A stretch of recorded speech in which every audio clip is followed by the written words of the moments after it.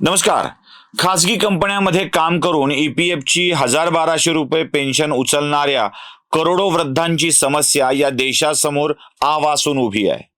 एकीकडे सरकारी कर्मचारी जुन्या पेन्शनसाठी आंदोलन करत असताना स्वतःच्या जमलेल्या पैशासाठी किंवा त्यातून पेन्शन मिळावी यासाठी देशभरातील वयोवृद्ध मंडळी मोठं आंदोलन उभं करतायत. अर्थात हे वृद्धांचं आंदोलन असल्यामुळं याची मनावी तितकी धार नसली तरी हाक मात्र आर्त आहे. आणि ही आर्त हाक केंद्र सरकारच्या कानापर्यंत जातीये का, हा मोठा प्रश्न आहे. साधारणतः देशभरामध्ये 1.5 कोटी ईपीएफओ पेन्शन धारक आत्ता आहेत आणि 7 कोटी लोक आत्ता खाजगी क्षेत्रामध्ये काम करतायत. 8.5 कोटी लोक आणि यांच्यावर विसंबून असलेली त्यांची फक्त पत्नी असं गृहीत धरलं तर 17-18 कोटी लोकांची ही समस्या आहे. सरकारी कर्मचारी मागतायत त्याप्रमाणे यांना भलं मोठं पेन्शन नको आहे, पण नवरा बायकोचं पोट भरता यावं एवढे पैसे तरी असावेत असा टाहो ते फोडतायत. यांना खूप पैसे नको आहेत, जगण्यापुरते पैसे हवेत आणि तेही आपल्या हक्काच्या जमा झालेल्या पैशातून. यांच्या आंदोलनाची धार तीव्र नसली तरी ही मागणीची धार मात्र तीव्र आहे, कारण रोज अशा निवृत्त होऊन पेन्शन मागणाऱ्या कर्मचाऱ्यांची संख्या मोठी आहे. 3-3.5 हजार रुपयांसाठी चालू असलेला हा संघर्ष केंद्राचं सरकार या मान्सून सत्रामध्ये संपवेल की नाही माहीत नाही, पण याच मागणी संबंधी आम्ही ही मागणी करणाऱ्या संघटनेच्या नेत्यांशी चर्चा केली आहे. कमांडर राऊत यातले एक महत्वाचे महाराष्ट्रातले नेते आहेत, ज्यांनी या आंदोलनाची दिशा नक्की केली आहे आणि सतत काही ना काहीतरी करत असतात. निवृत्त झाल्यानंतर राऊतांनी याच कामाला वाहून घेतलंय. त्यांची मागणी समजून घेऊया, त्यांच्या पेन्शन बाबतच्या सगळ्या गोष्टी आपण जाणून घेऊया आणि मारूया त्यांच्याशी मोकळ्या गप्पा. तुम्हाला कसं वाटतंय? तुमच्या प्रतिक्रिया देखील याच्यामध्ये हव्यात. चला बोलूया कमांडर राऊतांशी. नमस्कार राऊत साहेब, आपलं स्वागत आहे अनालायझर मध्ये. नमस्कार. सगळ्यात महत्वाचा प्रश्न आहे आपल्या या सगळ्या आंदोलनासंबंधीचा. आपलं हे आंदोलन मागच्या 7-8 वर्षापासून चालू आहे आणि 7-8 वर्षापूर्वी म्हणजे 9 वर्षापूर्वी मोदी ॲट 9 असं अभियान आता चालू आहे. मोदी सरकार सत्तेवर आल्यानंतरच आपल्या या आंदोलनाची सुरुवात झाली. म्हणजे किसान आंदोलन मोदी सरकार आल्यावर, रेस्लरचं आंदोलन मोदी सरकार आल्यावर, पेन्शनर्सचं आंदोलन मोदी सरकार आल्यावर. तर मोदी सरकार विरोधी एक लाट निर्माण करण्यासाठीचं हे आंदोलन आहे का? नाही, तसं नाहीये. ह्या आंदोलनाची सुरुवात म्हणजे खरं म्हणजे BJP पक्षाचे आपले जे नेते आहेत नितीनजी गडकरी आणि हा प्रश्न उचलण्याचं काम आणि प्रकाश जावडेकरजी यांनी 2012-13 मध्ये केलं. कारण त्यांच्या हे लक्षात आलं की त्यावेळेस जे काँग्रेस गव्हर्नमेंट होतं, UPA गव्हर्नमेंट, त्यांचा असा विचार होता की यांना 1000 रुपये पेन्शन द्यावी वाढवून. 1000च्या आतच लोकांना पेन्शन होत्या. तर ते म्हणाले की 1000 रुपये देना तो इनके जख्म पे नमक छिड़कने जैसा है, हम अगर सत्ता में आए तो हम 90 दिन में, जावडेकर सरांचे शब्द आहेत ते, 90 दिवसामध्ये आम्ही ही पेन्शन 3000 प्लस महागाई भत्ता जी कोश्यारी कमिटीने रिकमेंड केली होती त्या काळी 1913 भगत सिंग कोश्यारींची समिती होती. ॲक्च्युली ती समिती बसलीच यामुळे की जावडेकर साहेब आणि गडकरी साहेबांच्या नेतृत्वात आणि अहिर साहेबांच्या. तर त्यावेळेस यांनी पिटिशन टाकलं होतं राज्यसभेत, पिटिशन क्रमांक 147, आणि त्याच्या अनुसरून त्यांनी कमिटी बनवली. कमिटीने रिकमेंडेशन दिले आणि ही आंदोलन सुरुवात तिथूनच झालेली आहे खरं म्हणजे. आणि त्याच्यामुळे आता आम्ही जे केलं ते 2014-15 मध्ये जेव्हा पाहिलं की काहीच झालं नाही, मग जावडेकर साहेबांना भेटलो, काहू काही झालं नाही, 90 दिवसात होणार होतं. ते म्हणे तुम्हाला 1000 दिले ना. तर ही जी भाषा आहे ते आम्हाला बरोबर नाही वाटली. तुम्ही प्रॉमिस केलं होतं करायला पाहिजे. आम्ही कोणाच्या ऑनेस्टीवर किंवा BJPच्या ऑनेस्टीवर. या सगळ्यामध्ये एक प्रश्न आहे. एकीकडं सगळ्याच कर्मचाऱ्यांचं पेन्शन बंद झालंय, सगळ्याच कर्मचाऱ्यांचं, राज्य सरकारी कर्मचाऱ्यांचं पण पेन्शन बंद झालंय. तिथे ह्या नव्या पेन्शनची मागणी करणं म्हणजे सरकारी कर्मचाऱ्यांना पेन्शन द्यायला तयार नाही, तिथे खाजगीला पेन्शन देण्याची गोष्ट. बरोबर आहे सर. ॲक्च्युली ह्यामध्ये काय, हे जे खाजगी म्हणजे ह्यामध्ये पूर्ण भारताच्या औद्योगिक क्षेत्रातले लोक आहेत, संपूर्ण भारताचं औद्योगिक क्षेत्र. त्यामध्ये याला म्हणतात EPS 95 पेन्शन. आणि त्याच्यासाठी भांडण्यासाठी आमची राष्ट्रीय संघर्ष समिती किंवा नॅशनल एज्युकेशन कमिटी म्हणतो आम्ही त्याला, दोन्ही नाव आहेत. या नावाने आम्ही लोकांना जमा करून भांडतोय, वृद्ध लोकांना. तर तुम्ही जे म्हटलं ओल्ड पेन्शन, न्यू पेन्शन, ही गोष्ट कशी, ओल्ड पेन्शन पहिले फुकट मिळत होती. आता त्यांना म्हटलं सरकारने 2004 पासून की तुम्ही कॉन्ट्रीब्युटरी पेन्शन घ्या. तर त्यांना कॉन्ट्रीब्युशन करायचं नाही, त्यांना फुकट पाहिजे, हा वेगळा मुद्दा आहे. आणि हे जे प्रायव्हेट क्षेत्र किंवा निमसरकारी सरकारी म्हणजे तुम्ही बघा, यात बिडी कामगारापासून ST महामंडळ, कोऑपरेटिव्ह बँक, इलेक्ट्रिसिटी बोर्ड, जिथेही बोर्ड, निगम, या सगळ्या गोष्टी आहेत. अगदी HAL पर्यंत, PSU सगळ्या, HAL, ONGC, शिपयार्ड्स, ही सगळी मंडळी यामध्ये येते. आता ह्या सगळ्या लोकांचा इतका विविध याचा विस्तार आहे. 186 उद्योग आहेत ते. म्हणजे जर आपण परिवहन हा एक उद्योग म्हटला, सगळ्या राज्यातला परिवहन एक असं जर आपण काउंट केलं तर 186 उद्योग आहेत भारतामधले. आणि त्यामध्ये प्रायव्हेट सेक्टर, पब्लिक सेक्टर आणि जे सरकारी उद्योग, ST सरकारी उद्योग आहे, इलेक्ट्रिसिटी बोर्ड सरकारी उद्योग आहे, असे सगळ्या राज्यांमधले हे सगळे उद्योग मिळून हे EPSची रचना आहे. तर ह्यामध्ये ह्या लोकांनी पेन्शनमध्ये पैसे भरलेले आहेत. असं नाही की ते आता पेन्शन मागतायत, ते त्यांच्या पैशाचा हिशोब मागतायत. त्यांनी 1995 पासून, पहिले तर 1971 पासून खरं म्हणजे फॅमिली पेन्शन स्कीममध्ये या लोकांनी पैसे भरले. मग 95मध्ये त्यांनी सुधारणा करायची म्हणून ॲक्च्युअल 91मध्ये जेव्हा आपलं इकॉनॉमिकल लिबरेशन झालं त्यावेळेस ही संकल्पना आली की जर लोकांनी हॉपिंग केलं, एका कंपनीतून दुसऱ्या कंपनीत गेले, तर त्यांच्या सामाजिक सुरक्षिततेचं काय. म्हणून गव्हर्नमेंटने ही स्कीम आणली की बाबा यांच्याच पैशातून यांना पेन्शन देऊ. मग त्यावेळेस कॉन्ट्रीब्युशन त्यांनी सुरू केलं. आणि ते कॉन्ट्रीब्युटरी स्कीम जी सुरू झाली 1995ला, पहिले त्यांचे बेसिक पगार त्यांनी ठरवून दिले. तुम्हाला पगार किती असो, तुमचा सिलिंग केलं की 5,000 रुपये तुमचं सिलिंग बनण्यात येईल. नंतर 6,500 झालं, आता 15,000 आहे. तर पहिले 417 रुपये जायचे यांच्या पेन्शन फंडात, EPFOकडे. बरं, राज्यातलं कोणते असो, हे पैसे जे जातात ते एका ठिकाणी EPFOमध्ये सेंट्रल गव्हर्नमेंटकडे जातात. आणि सेंट्रल गव्हर्नमेंटचं त्याच्यावर वॉच असायला पाहिजे असं आहे. तर त्यामुळे हे पेन्शन नवीन नाही मागत आहे. जे कॉन्ट्रीब्युशन आम्ही पहिल्यापासून केलं आहे त्याचा हिशोब आणि त्याचा मोबदला आम्ही मागतो आहे. आता समजा जर 541 रुपये दरमहा 30 वर्ष जर कोणी भरले असतील RDमध्ये, तर त्याचा हिशोब जवळपास 20 लाखाच्या जवळपास म्हणा का वर म्हणा जातो. आता एवढा पैसा त्याचा गेल्यावर त्याला तुम्ही जर 1171 रुपये देता पेन्शनच्या स्वरूपात, ॲव्हरेज पेन्शन पूर्ण भारतातली 1171 रुपये, आणि त्या माणसाला तुम्ही त्याचे पैसे परत करत नाही. आणि हे सगळं घडतं कधी, जेव्हा मी 60 वर्षाचा आहे, माझी बायको 60 वर्षाची, आणि आजकाल मुलं कंत्राटीवरच काम करतात. ती मुलांना एक तर आईवडिलांना वागवण्याच्या स्थितीत नसतात. मुलगा चांगलाही असला त्याच्यापुढे भविष्य त्या मुलांना घडवायचं आहे त्यामुळे आई वडील हे मागे पडतात. तर त्यांना कुठल्याही पद्धतीने ह्या स्वरूपात या 75 लाख रिटायर्ड लोकांची जी कैफियत आहे आणि त्यांना ते मिळायला पाहिजे. पण EPFOकडे पैसे असे नाहीत, अशा स्वरूपाची जी चर्चा असते की EPFOकडे पैसेच नाही येत, मग ते कुठून देणार पेन्शन. EPFOकडे आम्ही एक आमची स्वतःची फायनान्स कमिटी नेमली होती, नॅशनल एज्युकेशन कमिटीची. आणि त्या कमिटीला 9 सदस्य त्यामध्ये होते. आमचे जे अध्यक्ष होते ॲडव्होकेट डांगे, ते BTech आहेत, MTech आहेत, LLB आहेत, LLM आहेत आणि MBA फायनान्स आहे. एवढ्या मोठा विद्वान माणसाच्या, आणि त्यांनी पूर्ण अभ्यास केला लोकसभेच्या, राज्यसभेच्या आकड्यावरून आणि यांच्या ॲन्युअल रिपोर्टवरून. आणि आम्ही वित्त सचिवाला भेटलो म्हणजे तिथं मीटिंग ठरवली होती. तर त्या मीटिंगमध्ये वित्त सचिवाच्या ऑफिसमध्ये जेव्हा ती 2 तासाची मीटिंग झाली, सगळ्या हुजू बरोबर EPFO त्यात होते, आम्ही होतो, वित्त फायनान्स मिनिस्ट्रीचे लोक होते. त्यामध्ये आम्ही सिद्ध केलं की यांच्याकडे इतका पैसा आहे की त्या व्याजातून आमच्या मागण्या पूर्ण होतात. तरी किती पैसा लागणार आहे आम्हाला? जवळपास 48,000 ते 50,000 करोड रुपये लागणार आहेत दरवर्षाला. मग 50,000 करोड तिथे आहेत, हे कसं म्हणताय तुम्ही? त्यांच्याकडे आम्ही सिद्ध करून त्यांना सांगितलेलं आहे की EPFOकडे 7.5 लाख करोड हा पेन्शन फंडातला पैसा आहे.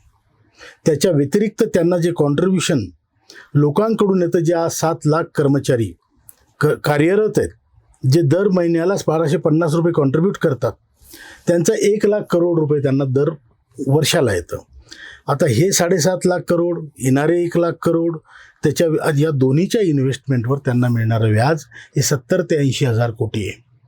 मग तुम्ही जर आम्हाला, तुमच्याकडे येणारा झरा चालू आहे ना, आणि आमचे स्वतःचा हक्क आहे, तो आमचा पैसा आहे. मग आम्ही जे मागतो मिनिमम, तसं तर 20 लाख रुपयाचं इंटरेस्ट आणि ते 20 लाख रुपये परत करायला पाहिजे. तर ते शक्य नाही. तर कमीत कमी 7,500 आणि महागाई भत्ता, जी आमची मिनिमम मागणी आहे 2 वृद्धांना जगण्यापुरती. कारण मला असं वाटतं की मी जर या देशाचा नागरिक आहे, मी जर पैसे दिलेले, माझी संस्कृती मातृदेवो भव, पितृदेवो भव, गुरुदेवो भवची, आणि माझी नात जर माझ्याकडे धावत आली म्हटले मला माझा हॅपी बर्थडे, तिला 500 रुपये द्यायची क्षमता माझ्यात नसावी का? माझ्या सुनेनी जर माझ्यासमोर ताट आदळलं तर मी 2,000 रुपयाचं टी शर्ट घ्यायला पाहिजे, त्यात माझ्या बायकोचे मी 4,000 रुपयाचा डब्बा लावू? अपमान सहन करत आम्हाला नाही जगायचं, तुम्ही आम्ही काय करावं? आमच्याकडे 2 लोकांना, 2 जीवांना पुरवलं एवढंच मागतोय, आणि ते आमच्या स्वतःच्या पैशातून मागतोय. पण वरून आम्ही बनवावं आणि त्याच्यावर कोणी नागोबा बसावं, हे तर आम्हाला मान्य नाही होणार. तुम्हाला किती कमिटमेंट मिळालेले आहेत? ॲक्च्युली त्या बाबतीत आम्ही खूप नशीबवान आहे.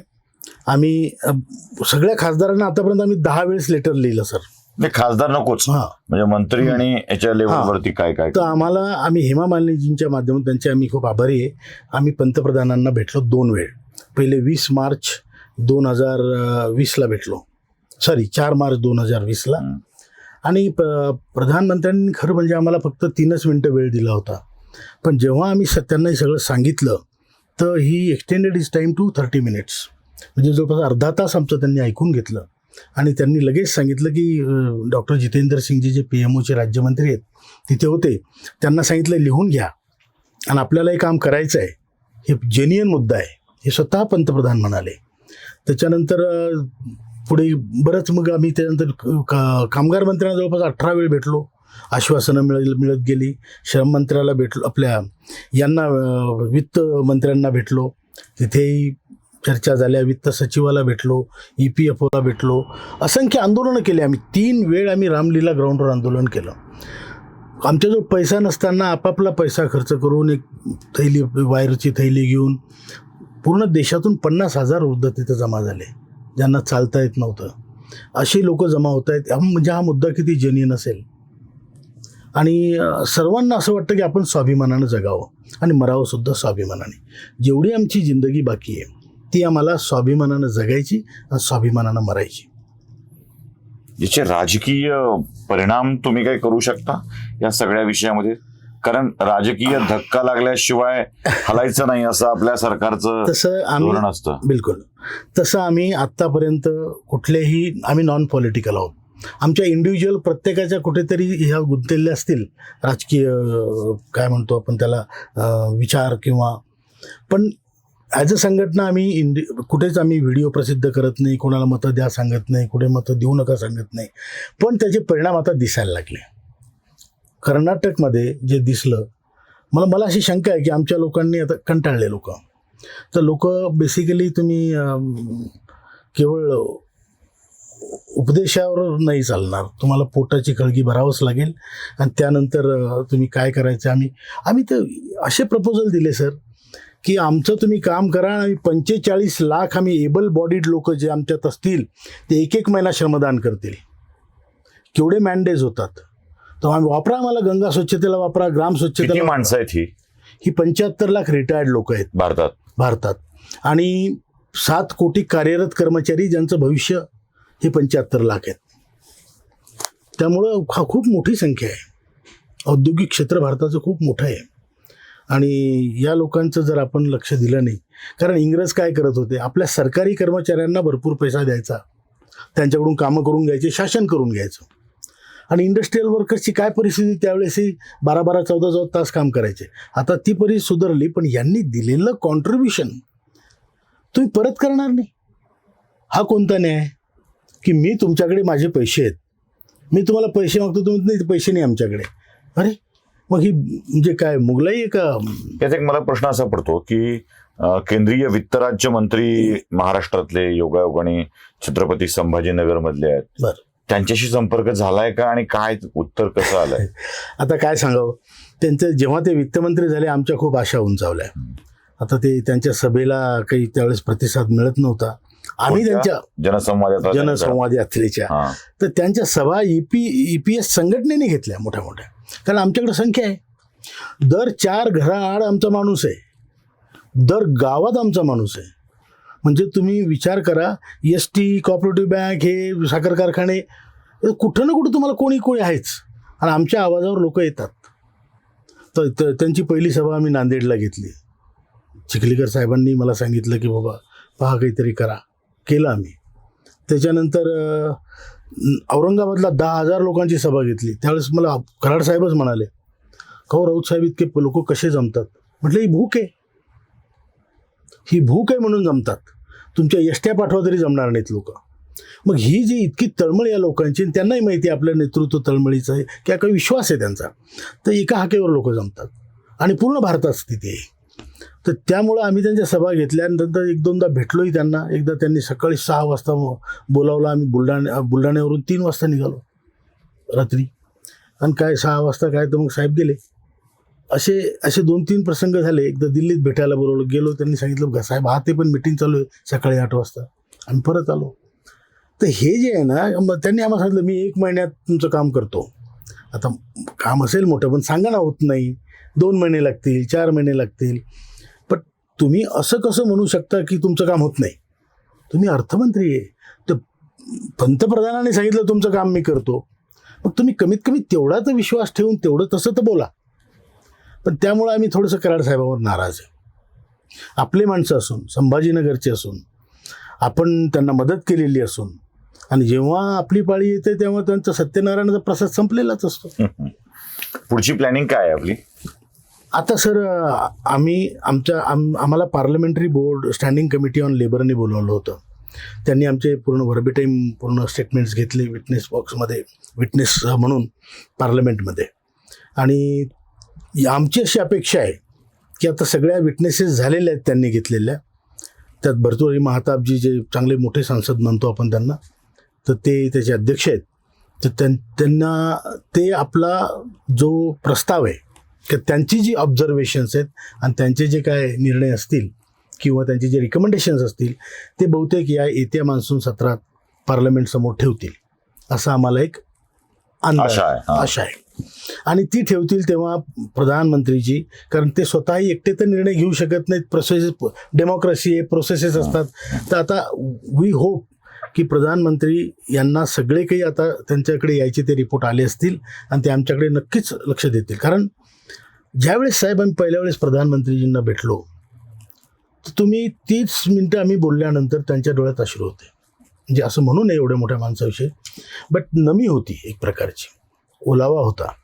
आणि त्यांनी दुसऱ्या वेळेसही भेटलं तर मैं आपका काम कर रहा हूँ. आम्ही म्हटलं सर आपकी शरण में नहीं जाए तो किसकी शरण में जाए? तर ते म्हणाले व्यथित न हो, मैं हूँ आपका प्रधान सेवक हूँ, आपका काम करूँगा, लेकिन उसकी प्रोसिजर्स होती है. मग एवढं जर सेंटिमेंटल आमचं बोलणं झालं आहे, आणि ते एवढे मोठे माणसं आहेत की त्यांनी आम्हाला बोलावून खोटं बोलण्याचा काही विषयच नाही, त्यांचं आम्ही काय नुकसान करू शकत होतो? आम्हाला लोकांचं किंवा पॉलिटिकल पार्टीचं कुठेही नुकसान नाही करायचं आम्हाला, किंवा मग शेवटी आम्हाला एखादी बाजू घ्यावी लागली तर मग त्याला इलाज नाही. पण आज रोजी तरी आमची भूमिका आहे की आम्हाला आमचा हक्क मिळावा, या लोकांच्या चेहऱ्यावर हसू यावं, आणि मग पुढे आम्हाला देशकार्यात वापरा तुम्ही, तर घेऊन आम्ही भाग. आमचे लोक, एबल बॉडीड लोक तुमचे व्हॉलेंटियर काम करतील 1-1 महिना. जवळपास एकास एक असं गृहीत धरलं तर आता 1.5 कोटी लोकांच्या पेन्शनचा प्रश्न आहे, आणि कमांडर राऊत म्हणतायत त्याप्रमाणे 7.5 कोटी लोक आता प्रतीक्षेत आहेत. म्हणजे साधारणतः देशाच्या लोकसंख्येच्या 15-16 कोटी लोकांचा थेट संबंध या जिव्हाळ्याच्या प्रश्नाशी आहे. पंतप्रधानांना वाटतंय की हे झालं पाहिजे, पण पंतप्रधानांच्या आजूबाजूची माणसं मात्र याच्यामध्ये होणार नाही अशा स्वरूपाची भाषा बोलू लागली.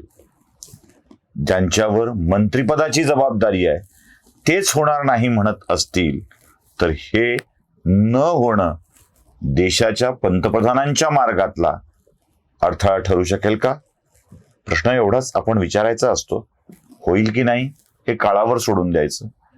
आयुष्याच्या उत्तरार्धात स्वतःच्या हक्काच्या पैशासाठी लढणाऱ्या सगळ्याच वृद्धांना सरकारी कर्मचाऱ्यांसाठी सारखी भरमसाठ नाही, पण त्यांचं भरपेट पेन्शन तरी मिळावी एवढी साधी अपेक्षा आहे. प्रयत्न करूया, अपेक्षा करूया, प्रार्थना करूया की त्यांची ही मागणी पूर्ण होईल.